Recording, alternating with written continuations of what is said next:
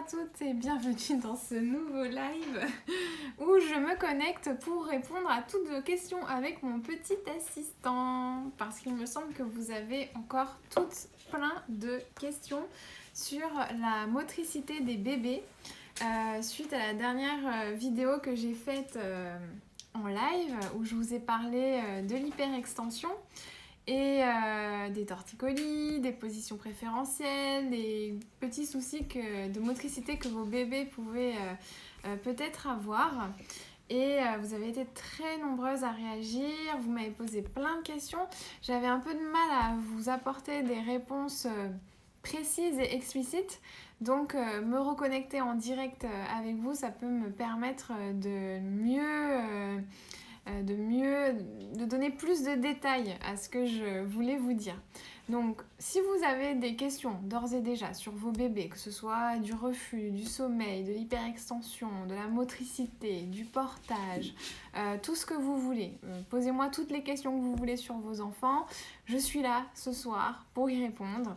Je pense que vous êtes certainement tranquilles, on est vendredi soir, ils sont certainement déjà couchés à cette heure-ci, 21h, je pense que vos bébés dorment. Donc vous devez avoir toute la soirée devant vous, donc on a tout le temps qu'on veut. Je réponds à toutes vos questions.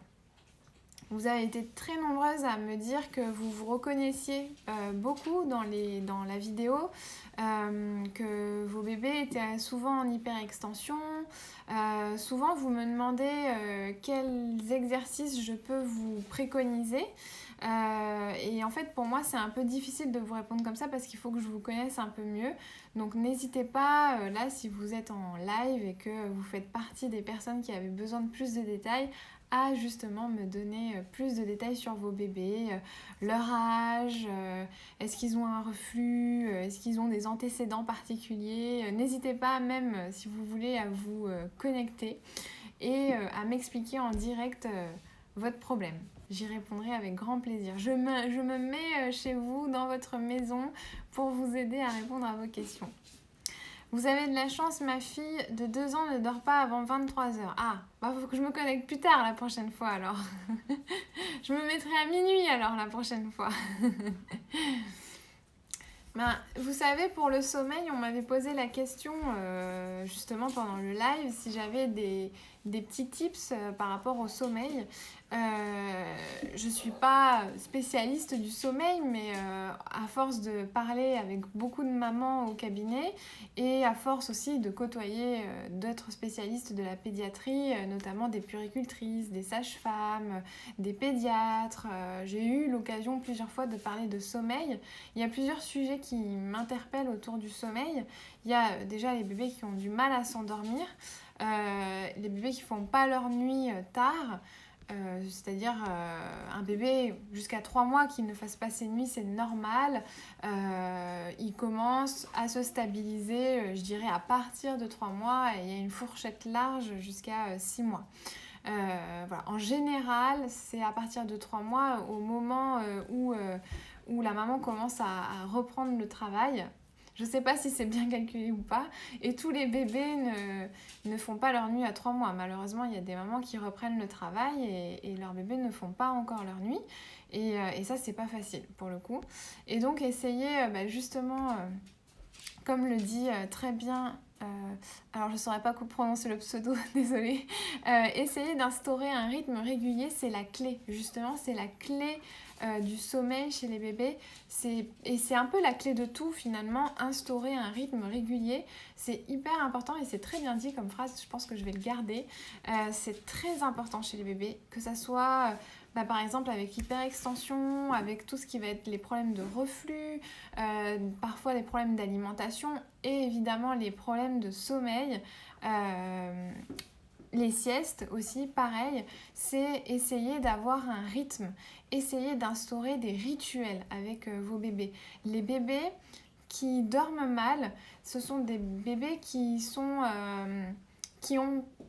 Des fois, c'est comme des angoisses. Je ne sais pas si c'est le bon terme, mais c'est des bébés qui ont besoin d'avoir un rythme et surtout, il faut persévérer dans ce rythme. N'oubliez pas que vous êtes leur maman, que du coup, vous êtes la meilleure personne pour vos bébés. Vous ne pouvez pas faire de mal à vos bébés. Vous êtes la meilleure personne pour lui, vous êtes la seule personne qui pourra ne lui faire que du bien. Donc si vous essayez de lui instaurer un rythme, c'est que vous pensez que ce rythme va être bon pour lui. C'est que vous avez réfléchi à ce rythme. C'est que vous savez, en fonction des tétés, en fonction à peu près de l'heure où il se réveille le matin, en fonction de son rythme, de ses siestes, la journée. Enfin voilà, vous avez réfléchi à plein de choses. Vous savez quel est le bon rythme à essayer d'instaurer à vos bébés. Donc vous avez réfléchi à ça. Essayez de réfléchir à tout ça et d'en faire un rituel et de respecter ce rituel pendant au moins un mois. Et c'est-à-dire que voilà, il faut persévérer. C'est-à-dire que même si au début, première semaine, deuxième semaine, votre bébé ne s'y fait pas, il faut persévérer. C'est la même chose pour l'hyperextension. Si votre bébé il est en hyperextension, qui pousse sur sa tête, ça va générer des risques de position préférentielle, des risques de tête plate. En plus, c'est pas bon, effectivement, pour son œsophage, c'est pas bon pour les reflux, il y a plein de choses qui sont pas bonnes. Il faut instaurer un rituel et à distance des repas, peut-être après le bain, peut-être qu'il est plus détendu après le bain, enfin en tout cas à un moment qui vous semble vous adéquat, je vous conseille de faire les petits exercices que je vous ai expliqués dans cette vidéo en direct et d'en faire vraiment un rituel, voilà, que ça devienne un petit peu votre rythme à tous les deux, le moment où vous vous retrouvez, où vous faites vos exercices. On a tous le rituel de se brosser les dents avant d'aller se coucher, par exemple. Enfin, c'est un exemple, mais où on a tous peut-être le rituel de prendre son café avant d'aller travailler, ou le rituel d'aller courir tous les mardis soirs. On est nombreux à avoir des rituels. Vous avez déjà certainement réussi à instaurer des rituels dans vos rythmes de vie. C'est pareil pour vos bébés. Et c'est pareil pour nous en tant qu'adultes. Il nous faut à peu près 5 à 7 jours pour que notre cerveau effectue un peu, entre guillemets, un changement et mette en place une habitude de vie. C'est pareil pour les bébés. Il faut un certain temps. Et c'est pour ça que je vous dis qu'il faut ritualiser les choses et persévérer. Surtout, persévérer. Ne lâchez pas l'affaire... ne lâchez pas l'affaire dès 2 ou 3 jours parce que vous avez l'impression que ce que vous faites c'est pas bien. Parce que ce que vous ferez pour vos bébés, ce sera toujours bien. C'est que vous y avez réfléchi, c'est que vous vous êtes penché dessus. Et voilà. Et ça c'est quelque chose dont je parle beaucoup à l'école des mamans où j'essaye justement de mettre les mamans en confiance. Et quand vous êtes une jeune maman, que ce soit votre premier bébé ou parfois votre troisième, à chaque fois qu'un bébé naît, c'est une nouvelle aventure. Et à chaque fois, c'est des tonnes de questions qui arrivent. À l'école des mamans, j'ai tous les cas. J'ai des jeunes mamans, c'est leur premier bébé. J'ai aussi des mamans, c'est leur troisième. Des fois même, c'est leur quatrième. Et elles ont plein de questions. C'est tout à fait normal. Mais il faut que vous ayez confiance en vous. Ça, c'est vraiment un sujet qui revient souvent. Et moi, je suis vraiment pour que vous fassiez confiance. Et il faut même aussi que les professionnels de santé vous fassent confiance parce que des fois, vous arrivez à ressentir des choses que même les professionnels de santé n'arrivent pas à sentir. Moi, ça m'est déjà arrivé avec une maman. Enfin, je ne suis pas là pour vous raconter ma vie. Mais la maman avait déjà décelé un problème chez son bébé qu'aucun professionnel de santé n'avait décelé jusque-là. Et moi, quand elle est venue au cabinet et qu'elle m'a expliqué tout ce qu'elle voyait, au début, je me suis un peu dit, j'ai eu presque la réaction, je pense, de tous les mêmes professionnels. Non, elle se fait des idées, mais j'ai pas osé lui dire en fait. Je me suis dit, non, je peux pas lui dire ça, c'est sa maman. C'est forcément, si elle voit ça, c'est qu'il y a quelque chose. Donc ça m'a interpellée et je l'ai écoutée et elle est revenue plusieurs fois et j'ai continué à l'écouter. Et au bout de 2-3 séances, je me suis dit, non, il y a un problème. Il faut prendre en compte ce qu'elle dit, il faut faire attention à ce qu'elle dit. Eh bien, figurez-vous qu'elle avait raison. Elle avait vu avant tout le monde le problème que son bébé avait. Donc, faites-vous confiance et dites aux professionnels de santé de vous faire confiance. Alors, j'ai eu plusieurs questions un peu plus haut, donc je vais arrêter avec mes petites histoires et je vais essayer de retrouver les questions qui m'ont été posées. Voilà, donc instaurer un rythme régulier. Les siestes, c'est pareil. Instaurer un rythme pour les siestes, essayez d'instaurer par rapport aux heures de repas. Vous savez que juste après le repas, le bébé est beaucoup plus serein, beaucoup plus calme. Donc n'hésitez pas, après le repas, à mettre par exemple une petite musique douce, à lire une histoire, à lui parler, à le mettre dans un endroit où la lumière est tamisée, mais toujours la même chose, toujours le même endroit, toujours la même heure. Essayez, bon, quand je dis toujours la même heure, on n'est pas à 5 ou 15 minutes près, hein, même une demi-heure, mais essayez au maximum, dans un laps de temps environ d'une demi-heure, de vous caler dans un rythme. Et même vous, ça va vous faire du bien, vous allez retrouver des repères dans votre vie, après tout ce chamboulement.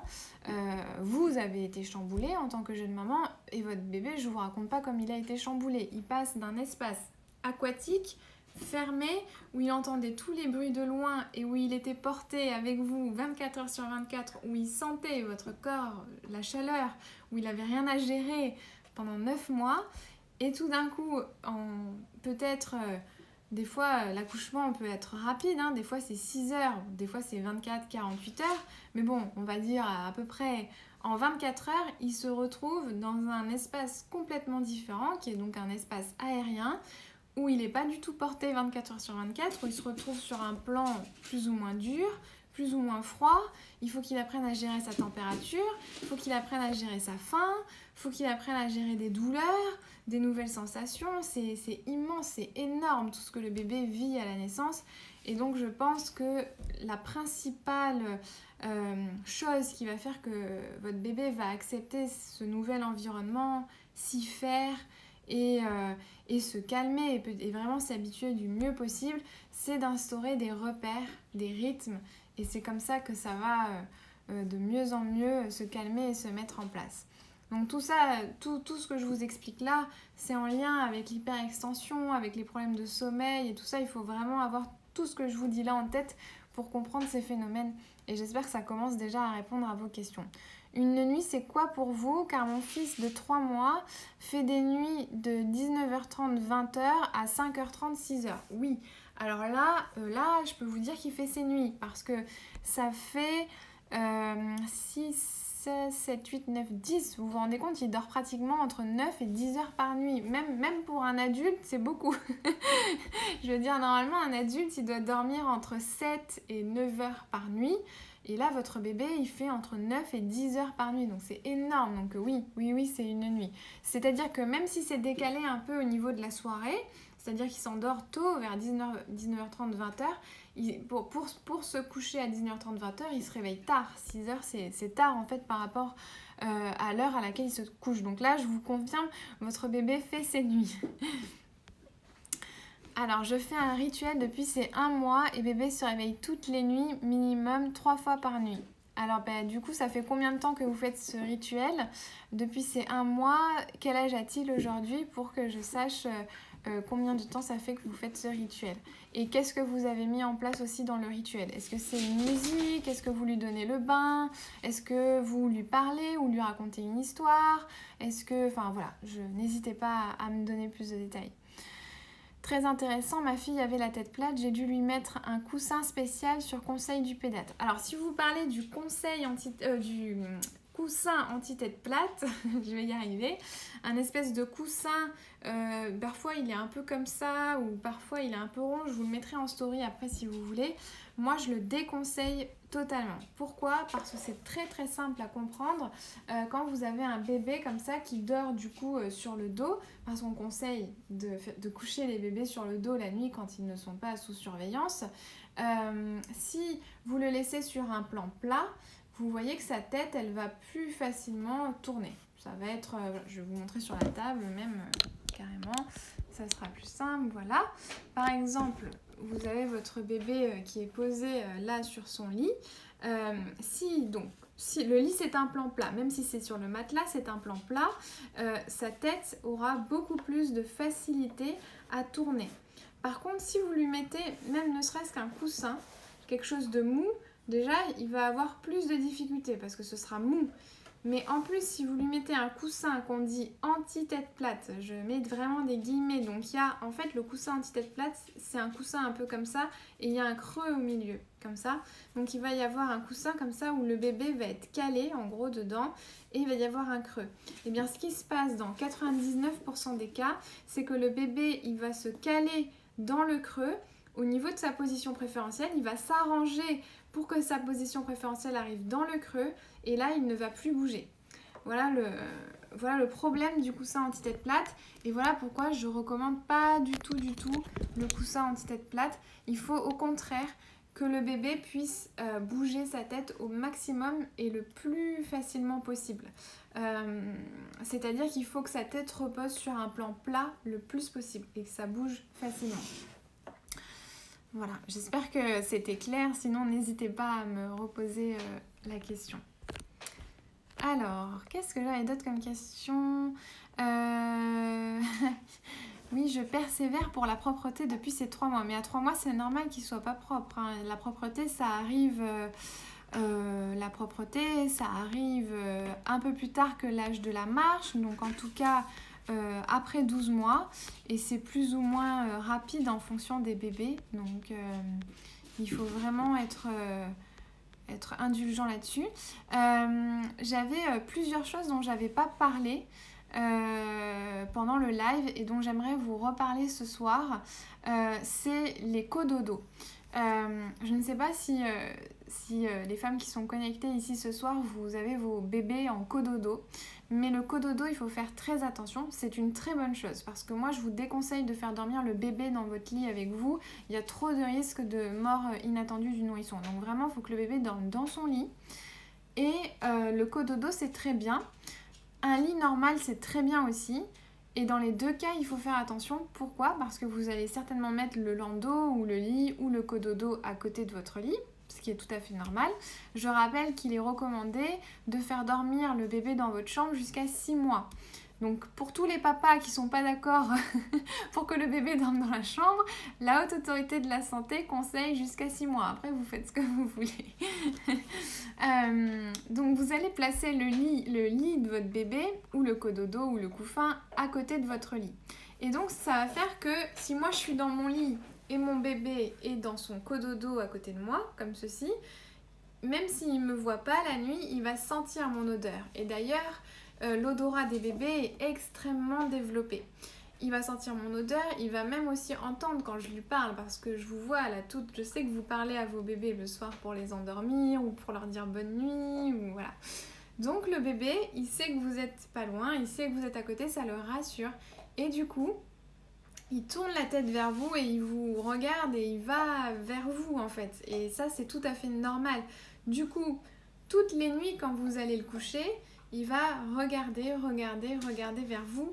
Et même à force, même quand vous ne serez pas dans le lit, il va quand même regarder dans ce côté parce qu'il sait qu'à un moment ou à un autre, vous allez arriver et vous allez vous coucher à côté de lui dans le lit. Ça marche aussi de l'autre côté, hein, c'est exactement la même chose. Donc ce qu'il faut faire, c'est que si le bébé dort dans votre chambre et que son lit est à côté de votre lit, ce qui est une très bonne chose, hein, vraiment je ne remets pas ça en cause, au contraire, je suis tout à fait pour, il faut mettre une nuit le bébé dans son lit dans ce sens. Donc il va regarder vers vous.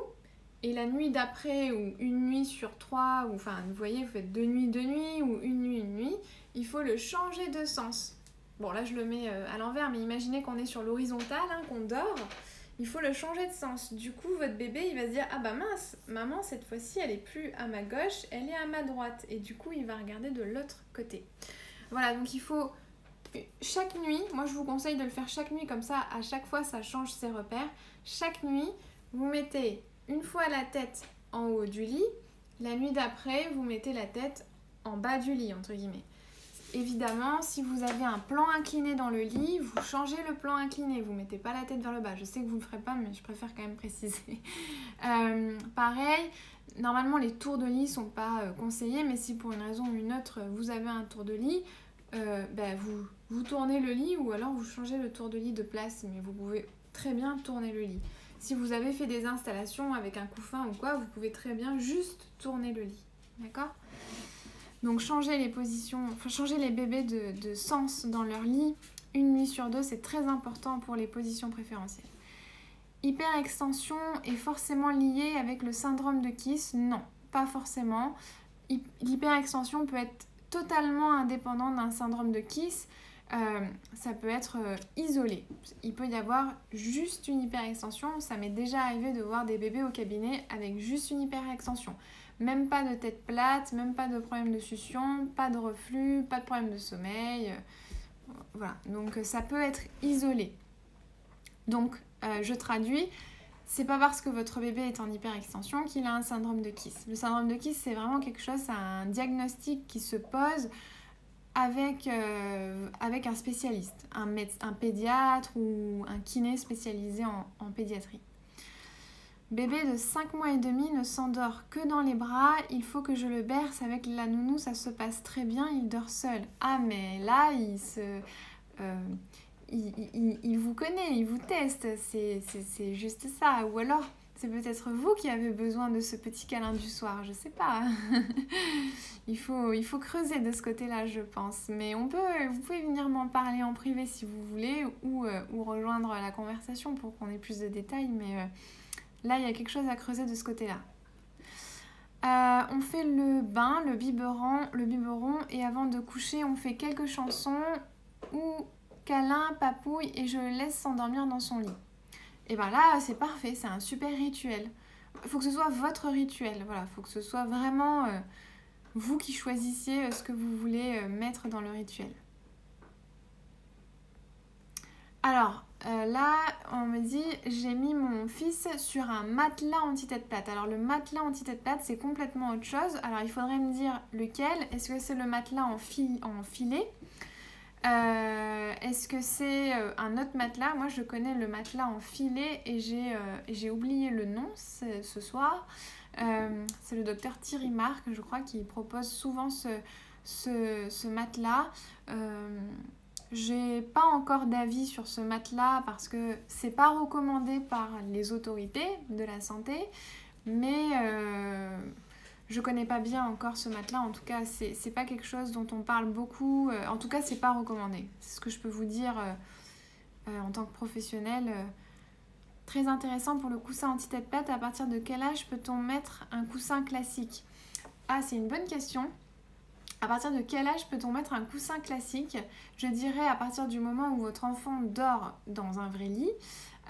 Et donc, moi, je dirais pas avant 4-5 ans. Mais je pense que je vais faire plus de recherches sur cette question parce que j'ai pas de réponse précise à vous donner ce soir. N'hésitez pas à venir me la reposer en privé pour que j'ai le temps de faire quelques recherches. Mais comme ça, à la louche, je dirais pas avant 5 ans. Mon fils de 6 mois ne se retourne pas sur le ventre. Dois-je consulter un kiné? Est-ce qu'il est né à terme? Parce que s'il n'est pas né à terme et qu'il a un âge corrigé, c'est peut-être normal. Si il est né à terme et que donc il a vraiment 6 mois, c'est pas un gros retard, mais ça veut dire qu'il faut commencer à être stimulé. Je vous conseille de faire avec lui les exercices que j'ai montrés dans le live.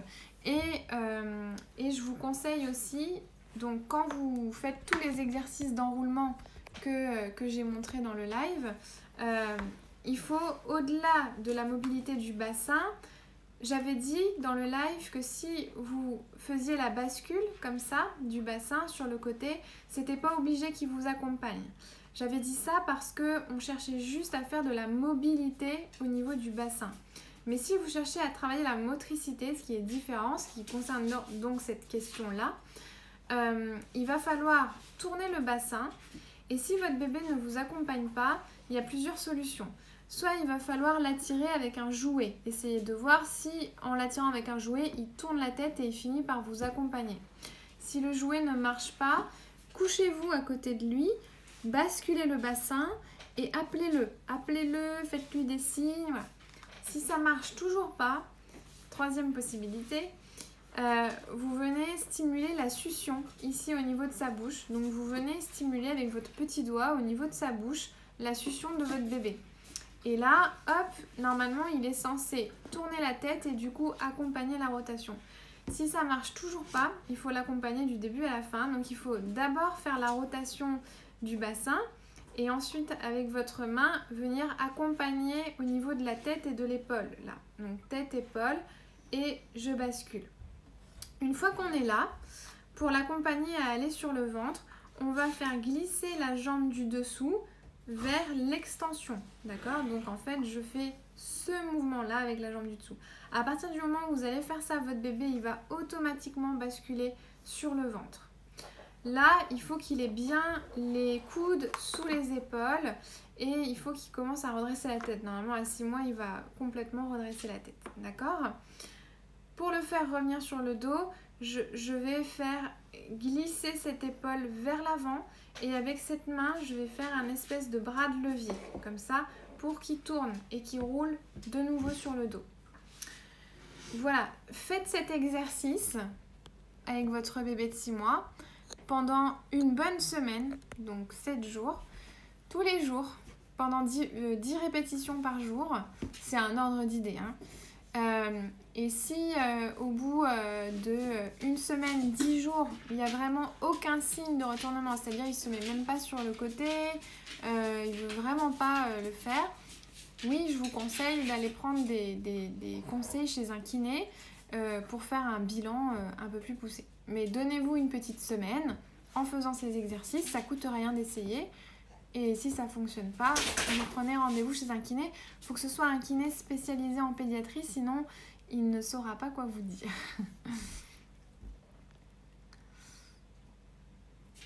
J'ai commencé depuis 3 mois à l'âge de 1,5 ans. Pas clair ce que j'ai dit, pardon. À 3 mois, c'est un peu tôt, effectivement. Je crois que j'ai perdu le fil. Je suis désolée, on reprendra cette discussion en privé parce que j'ai perdu le fil. Je ne sais plus quel était le début de la question. Nous, bébé dort depuis ses 1 mois dans sa chambre et son grand lit car on a remarqué que dormir avec nous et dans un plus petit lit le dérangeait à dormir. Mais c'est pour ça que je vous dis, déjà chaque bébé est différent, chaque parent est différent et que vous êtes complètement libre de vos choix. Et heureusement que tout le monde n'est pas à 100% à respecter les recommandations. Ça ne peut pas être adapté à 100% de la population. J'imagine que voilà, vous avez peut-être mis d'autres choses en place, peut-être un baby fun ou des choses comme ça. C'est très bien aussi. Après, il faut savoir que chaque situation doit être adaptée aux recommandations. Voilà. Si vous, c'est bien et que vous êtes bien comme ça, il n'y a aucun problème. Continuez comme ça. Pourquoi le cododo est-il recommandé jusqu'à 6 mois ? Alors du coup, pourquoi c'est recommandé jusqu'à 6 mois par rapport justement au risque de mort inattendue du nourrisson ? Parce qu'en l'ayant à côté de vous, vous êtes plus susceptible d'entendre une respiration qui est mauvaise, de l'entendre bouger ou gémir parce qu'il a basculé sur le ventre et qu'il n'arrive pas à revenir sur le dos. Vous êtes susceptible de voir s'il s'est mis complètement de travers dans son lit. Vous êtes susceptible de voir si votre bébé, s'il a régurgité et qu'il s'étouffe un petit peu. Voilà, c'est pour ça que jusqu'à 6 mois, à partir de 6 mois, il n'y a plus vraiment de risque. Donc on ne recommande pas de les continuer à les faire dormir dans la chambre. Mais voilà, après, je pense qu'ils ont pris large. Maintenant, à vous de doser en fonction de votre expérience, de votre ressenti. Et voilà. Compliqué quand on allaite en cododo, sauf si on change tous de sens. Non, c'est pas compliqué parce qu'en fait, le cododo, c'est censé être l'endroit où votre bébé dort. Quand vous l'allaitez, vous le mettez dans votre lit contre vous, du coup. Puisque vous l'allaitez, vous le mettez dans votre lit contre vous. Du coup, quand vous le posez dans son cododo, une nuit, vous le posez dans ce sens-là. Et la nuit d'après, vous le posez dans ce sens-là. Voilà, tout simplement. Mais ça ne change rien à l'allaitement. C'est juste quand vous le posez dans le lit, vous le posez une fois dans un sens et une fois vous le posez dans l'autre. Mais ça ne change pas que si à un moment il se réveille et que vous voulez l'allaiter, vous le prenez dans vos bras et vous le remettez contre vous dans le lit du coup ce sera comme ça pour allaiter. D'accord ? Ça change vraiment rien du tout. Faut pas tous se changer de sens dans le lit. Non, pas du tout. Je viens d'arriver dans le live, j'ai une question sur l'hyperextension. Quand bébé se réveille, il s'étire et soulève le torse. Est-ce que c'est de l'hyperextension ? Si c'est juste au moment où il se réveille, qu'il fait ça, qu'il s'étire et qu'après il revient en enroulement, non, c'est un étirement. Et ça, c'est tout à fait normal et au contraire, c'est un bon signe. Alors juste, je vois... je crois que c'était la même... Oui, pardon, Justine, je regardais en même temps votre question ici. Donc voilà, j'y ai répondu du coup. Désolée. Hop. Donc pas d'inquiétude, c'est pas de l'hyperextension, c'est juste un étirement. pouvez-vous développer quand vous dites qu'un bébé de 5 mois teste sa maman pour s'endormir, s'il vous plaît? Alors, j'ai pas vraiment dit ça. Je ne sais plus oui, elle disait ça se passe très bien avec la nounou, mais avec moi il s'endort que dans les bras. J'ai dit qu'il fallait creuser un peu plus le pourquoi il demandait pas du tout les bras avec la nounou. Après, c'est peut-être que la nounou considère ça différemment ou qu'elle vit ça différemment. Voilà, donc j'ai dit qu'il fallait creuser la question tout simplement. Je dis pas qu'un bébé à quelques mois il teste sa maman, ça c'est sûr que c'est impossible. Matelas physiomat, oui, effectivement, je crois que c'est ça. Alors, il porte même un autre nom, c'est un matelas en filet. Et c'est un nom, je me rappelle plus du nom. J'ai complètement oublié. J'en entends pas souvent parler de ce matelas, mais je sais qu'il y a des parents qui ont testé. Alors, un bébé de 5 mois et demi se tourne du dos au ventre, ok, mais pas encore du ventre au dos. Il ne se tient pas assis, est-ce un petit retard? Non, pas du tout. 5 mois et demi, justement, c'est le début d'une motricité un peu plus variée. Donc effectivement, il va commencer à basculer. Donc vers 3-4 mois, il commence à basculer, il attrape ses pieds, il commence à basculer sur le côté, à revenir sur le dos. Ensuite, il commence petit à petit vers 4, 5, 6 mois à se retourner du dos au ventre. Et à partir de là, s'il est un peu bloqué quand il est sur le ventre, vous pouvez lui apprendre à revenir sur le dos. En tout cas, lui montrer comment rouler. Donc je l'ai montré tout à l'heure, mais je vous le remontre. Donc un bébé qui est sur le ventre, il va avoir les coudes sous les aisselles et il va être comme ça. Ou peut-être qu'il va être un peu comme ça et c'est pour ça qu'il est bloqué et qu'il ne peut pas forcément trop rebasculer sur le dos. Donc en fait, ce qu'il faut lui apprendre, la première chose à lui apprendre, c'est de faire glisser un bras, entre guillemets, sous son corps pour basculer et venir rouler comme ça. Ça, c'est le premier mouvement. C'est avec une main venir faire glisser le bras dessous, vers le torse et en gros en diagonale vers son oreille opposée. En gros, voilà. Et ensuite, en même temps, le deuxième mouvement, c'est que cette main-là, elle fait bras de levier pour aider à basculer. Mais cette main-là, elle doit vraiment être dosée et dès que le bébé commence à basculer tout seul, elle n'agit plus. Et celle-ci, elle est juste en contrôle à l'arrière. Voilà.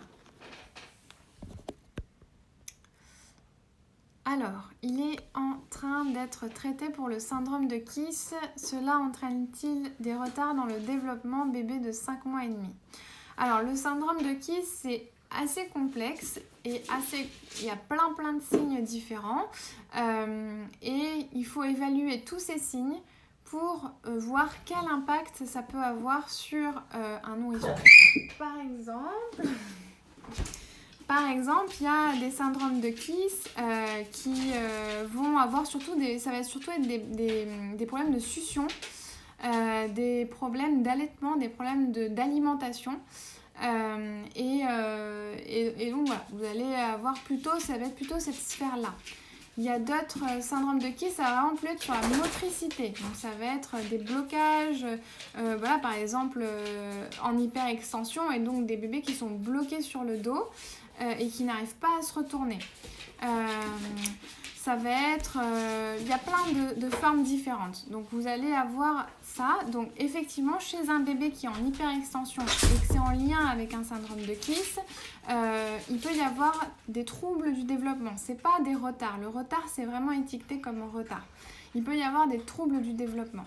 C'est-à-dire des bébés, par exemple, qui sont bloqués sur le dos, mais qui attrapent leurs pieds et qui tournent très bien leur tête, mais ils sont bloqués sur le dos. Il peut y avoir, je pense que je m'éloigne un petit peu de la question. Voilà, bon, le syndrome de Kiss peut générer des troubles du développement en fonction de certaines formes, pas dans toutes les formes. En tout cas, quand vous avez un doute, il faut vraiment, pour le coup, là, prendre un avis auprès d'un professionnel spécialisé en pédiatrie. C'est très vaste et très varié. Bébé de 3 mois et demi a attrapé une rhinopharyngite et se réveille toutes les 30 minutes le soir. Que faire? Est-ce que vous le mouchez avant qu'il se couche? Et est-ce que vous arrivez à avoir un mouchage efficace, c'est-à-dire qui enlève bien toutes les sécrétions qu'il pourrait avoir dans le nez? Ça, c'est la première chose. J'ai fait un petit guide justement sur le mouchage et sur la bronchiolite du nourrisson, sur ce que vous pouvez faire en tant que parent pour soulager votre bébé qui a une bronchiolite ou une rhinopharyngite, enfin en tout cas tout ce qui va avoir attrait à la sphère nasale et respiratoire. Ensuite, la deuxième chose à faire quand le bébé a des problèmes respiratoires, c'est de surélever une partie du matelas, en tout cas pour qu'il dorme sur un plan incliné à peu près comme ça. C'est pas 45 degrés, d'accord? Là on a 90, là on a 45, là on a la verticale. Donc en gros, il faut que votre bébé il soit incliné comme ça. 35-40 degrés. Il y a des plans inclinés qui existent sur le marché, sur Amazon, voilà, enfin, vous pouvez trouver ça sur internet. C'est tout simplement un plan incliné. Il ne faut pas que ça coûte super cher, hein, ça coûte 20-25 € maximum. Ou alors, si votre matelas est assez rigide, vous mettez par exemple, alors là elles sont pas très épaisses, mais vous voyez, vous mettez des serviettes roulées comme ça sous le matelas pour surélever la partie haute du matelas et que votre bébé soit un peu surélevé comme ça. Et en gros, votre bébé, il doit être à peu près incliné comme ça, 35-40 degrés. Pourquoi pas plus? Parce que sinon, il va glisser dans le fond du lit.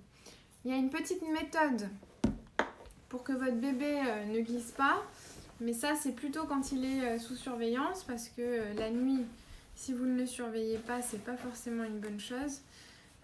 Ça va être de rouler une serviette ou un drap, un petit peu comme ça, vous voyez, un petit peu en boudin mais élargi, de venir placer la serviette sous le bassin, et une fois que c'est sous le bassin, de venir border la serviette sous le matelas.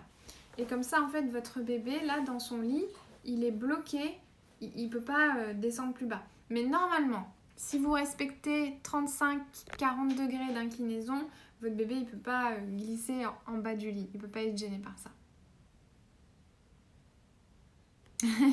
À fond dans la prise de notes, ici un plaisir. Bah écoutez, j'espère que je ne vais pas trop vite.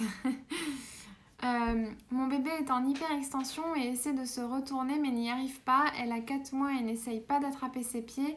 Y a-t-il une inquiétude à avoir? Vers quel âge commence-t-il? Alors le fait d'attraper ses pieds, ça peut commencer très tôt. Ça c'est un signe de développement moteur qu'on a dès 1 mois à peu près. Même des bébés le font quelques semaines après la naissance, mais ça ne veut pas dire qu'il ne faut pas vous inquiéter. Là, je vous donne juste des repères. Ça ne veut pas dire que ça n'est pas inquiétant. L'hyperextension, c'est un signe qu'il faut essayer d'améliorer parce que ça ne va pas dans le sens du développement et ça peut entraîner des têtes plates et des positions préférentielles. Donc, il n'y a pas d'inquiétude à avoir à partir du moment où vous essayez de mettre en place des petites choses. Essayez de faire les exercices que j'ai montrés dans le live. Essayez voilà, de la porter peut-être un peu plus pour qu'elle s'enroule, qu'elle soit souvent enroulée. Essayez aussi, je parlais justement aujourd'hui avec une maman de bain libre.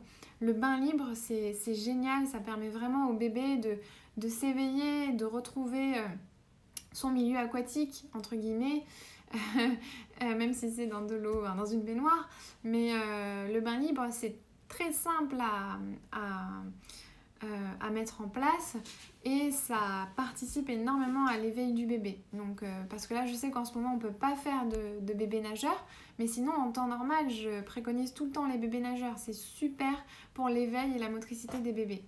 Donc, pas d'inquiétude, mais mettez en place ces petites choses.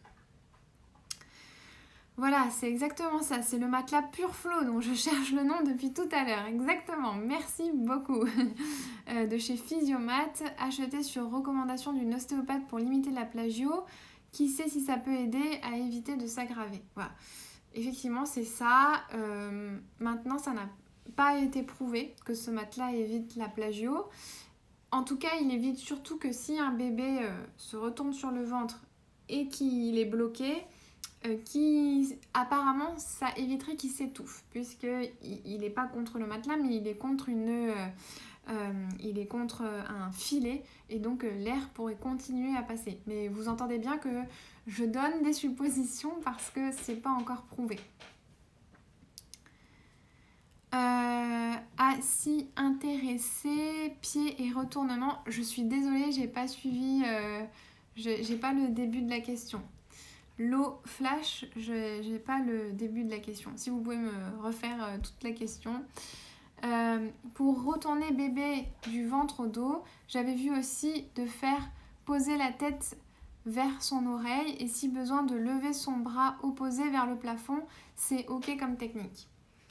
Alors je le refais, je vais réfléchir en même temps. Je le refais. Donc vous m'avez dit bébé sur le ventre, on tourne la tête vers une oreille et on lève le bras opposé. Alors pour moi c'est pas la meilleure technique. Je vous explique pourquoi. Parce que vous partez de ce que vous faites. Vous, quand vous vous tournez, imaginons je suis sur le ventre, est-ce que je vais lancer mon bras comme ça pour me retourner? Ou est-ce que je vais pousser comme ça et essayer d'aller en torsion et en fait pousser sur mon support pour me retourner? Normalement, moi j'ai déjà fait le test plusieurs fois pour montrer à mes patientes. Spontanément, je ferai plus le passage d'un bras et repousser sur le support pour me tourner. Assise, c'est pas facile à montrer, mais je vous mets au défi de vous mettre au sol et d'essayer de vous retourner et de voir qu'est-ce que vous faites en premier. Est-ce que vous jetez un bras en arrière pour vous tirer peut-être à quelque chose, parce que c'est ça en fait, quand vous voulez tourner le bébé comme ça, il faut qu'il s'agrippe à quelque chose pour se retourner en fait. Ou est-ce que vous vous repoussez sur votre support? Si ça va plutôt vers le je me repousse, dans ce cas-là, je préfère que vous fassiez ce que je vous ai montré, dans le sens où vous avez votre bébé qui a les coudes sous les épaules et vous poussez comme ça. Et si vous faites ça, de toute manière, il va naturellement tourner sa tête vers le côté où vous emmenez son bras. Voilà. Et c'est pour ça aussi que je disais que cette main, elle doit être très légère parce que c'est vraiment un plus qui vient aider le bébé. Donc dès que le bébé le fait tout seul, il faut vraiment relâcher cet appui-là et le laisser terminer tout seul. Voilà. Bon, c'est une explication. Vous savez que j'ai pas la science infuse, qu'il y a plein de choses qui peuvent se justifier et se faire différemment. Donc surtout, n'hésitez pas, si vous avez d'autres idées, à m'en faire part. Et puis, si c'est ça qui vous semble être juste pour votre bébé, comme je vous dis, vous êtes la meilleure personne pour votre bébé. Tout ce que vous faites, ça ne peut pas lui faire de mal. Donc si vous le faites, c'est que vous avez pensé que c'était bien. Et si vous avez pensé et réfléchi que c'était bien, peut-être que moi, j'ai mal compris au contraire ce que vous m'avez dit. Voilà, donc moi je vous fais confiance. Alors, mon bébé de 6 mois a le sommeil très agité, mais quand nous allons la voir, elle a les yeux fermés et semble dormir, mais elle fait beaucoup de bruit, petits cris. À quoi cela peut être dû? Peut-être qu'elle rêve, comme ça c'est la première chose qui me vient en tête. Après il y a des bruits, alors les cris c'est quelque chose, je sais pas si c'est vraiment des cris. Est-ce que c'est pas des sifflements respiratoires? Des fois il y a des bébés qui sifflent quand ils respirent, c'est une immaturité des bronches ou un encombrement des bronches. Là pour en être sûr, je vous conseille de faire un film et de le montrer à votre pédiatre. Il faut filmer le bébé quand il fait ce bruit, il faut le filmer torse nu pour qu'on puisse voir s'il y a des mouvements du ventre, notamment des mouvements de tirage, pour voir si votre bébé est en difficulté respiratoire. Voilà, ça c'est la seule chose que je peux vous dire pour l'instant, parce que là je ne peux pas m'avancer comme ça sur ces bruits respiratoires. Alors oui, sérum physiologique à plusieurs reprises et les sécrétions sortent assez bien. J'ai pourtant bien incliné le lit. J'ai un lit cododo qui s'incline de base. Je me dis que ça finira par passer. Bah, si vous avez mis tout ça en place, oui, effectivement, ça va finir par passer. Après, je sais que ce qui aide beaucoup pour désencombrer les voies respiratoires, c'est la buée. C'est-à-dire, par exemple, vous faites couler pour vous, pas pour votre bébé, un bain avec de l'eau très chaude. Du coup, la salle de bain va être un peu en buée et vous pouvez prendre votre bébé et aller dans la salle de bain. Par exemple, 2-3 minutes. Une fois que vous avez fait ça, vous allez directos le moucher. Et ça va en fait le désencombrer. Ça va faire un peu comme un inhalateur. Vous voyez, les inhalateurs, ça emmène comme une buée en fait. Hein, ça va, j'ai perdu le mot, mais c'est l'inhalation en fait qui va amener des toutes petites gouttelettes d'eau via la vapeur et ça va aider le nez à se désencombrer. Quels sont les inconvénients d'une tête plate ? Il y a plein d'inconvénients. Le premier, c'est esthétique. En fait, voilà, tout simplement, et je dirais même le principal inconvénient, c'est l'esthétisme. Alors bien sûr, l'esthétisme, ça n'empêche pas de vivre, et ça n'est pas... Enfin, ça dépend des visions qu'on a, mais c'est pas forcément un handicap. Après, un gros problème esthétique, ça peut être un handicap social. Moi, j'accorde beaucoup d'importance à l'esthétique. Ce que je veux dire, c'est que un parent qui vient me voir parce que son bébé il a la tête plate et qui me dit « on m'a dit que c'était qu'esthétique », ben, je suis pas d'accord avec ça. C'est pas que c'est que esthétique, c'est quand même important l'esthétisme. Voilà, on est tous un peu faits d'une certaine manière. Bon, il y a ça. Et il y a aussi l'autre problème, c'est ce que ça va engendrer, c'est ce qu'il y a derrière en fait. C'est pas, la tête plate en fait c'est une conséquence. Mais derrière il y a une cause. La cause ça peut être l'hyperextension ou une hypomobilité. Parce que depuis quelques jours là je vous parle beaucoup d'hyperextension, mais c'est un peu comme le périnée. Le périnée il peut être hypertonique mais peut aussi être hypotonique. Un bébé c'est un peu pareil. Ça peut être une hyperextension, donc entre guillemets une hypertonie, ou ça peut aussi être une hypotonie. Il y a des bébés qui sont hypotoniques, qui bougent pas beaucoup, mais qui sont pas en hyperextension. Et donc là, c'est plutôt une hypotonie. Ça, bon, il n'y a qu'un spécialiste qui peut le voir. Ça se voit très vite, ça se teste très rapidement. Les deux causes sont différentes. Voilà, il faut l'évaluer. Et donc là, il faut évaluer d'où vient l'hypertonie ou d'où vient l'hypotonie. Il faut la traiter.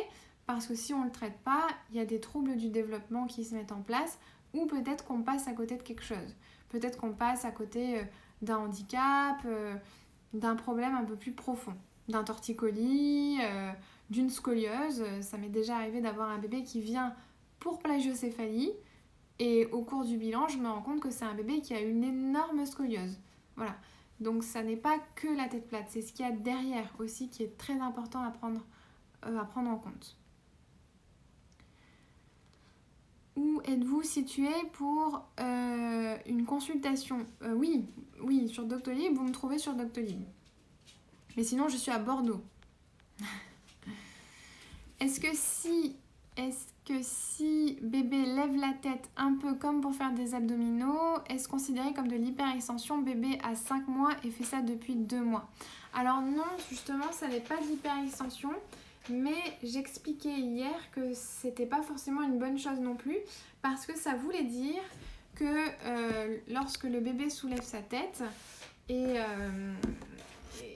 fait des abdos, en fait ça veut dire qu'il va dans l'enroulement, donc c'est pas mal, mais il va pas dans le bon sens. En fait c'est un bébé qui va faire ça. Alors que nous, on veut un bébé qui fasse ceci et qui attrape ses pieds et qui commence à basculer. Et là, on va dans le sens de la motricité. Il bascule et il passe sur le vent. Un bébé qui fait ça, en général, il n'a pas assez de force pour faire ça, plus ça. Du coup, on n'est pas non plus dans le bon sens de la motricité, mais ça n'est pas pour autant de l'hyperextension. Voilà. Sans trop stimuler le bébé, finira-t-il par bien se développer niveau motricité ? Si tout va bien, si tout est normal, oui. Par contre, s'il y a un torticolis, s'il y a une position préférentielle, s'il y a une hyperextension, il faudra mettre en place des exercices. Mais attention, les exercices, je ne dis pas que c'est de la stimulation, parce que pour moi, la stimulation, c'est vraiment référence à quelque chose de plus lourd. Pour moi, c'est un accompagnement. Tout ce que je vous montre là, c'est un accompagnement. On ne va pas au-delà de la physiologie, je dirais. Voilà. C'est-à-dire qu'on ne va pas au-delà de ce que le bébé ferait naturellement. On n'essaye pas de corriger quelque chose. On n'est pas dans une simulation, voilà, où on va faire de la kiné 3 fois par semaine. Non, on est juste dans un accompagnement. C'est 10 petites répétitions par jour. C'est vraiment pas grand-chose. C'est juste pour essayer de débloquer certaines choses.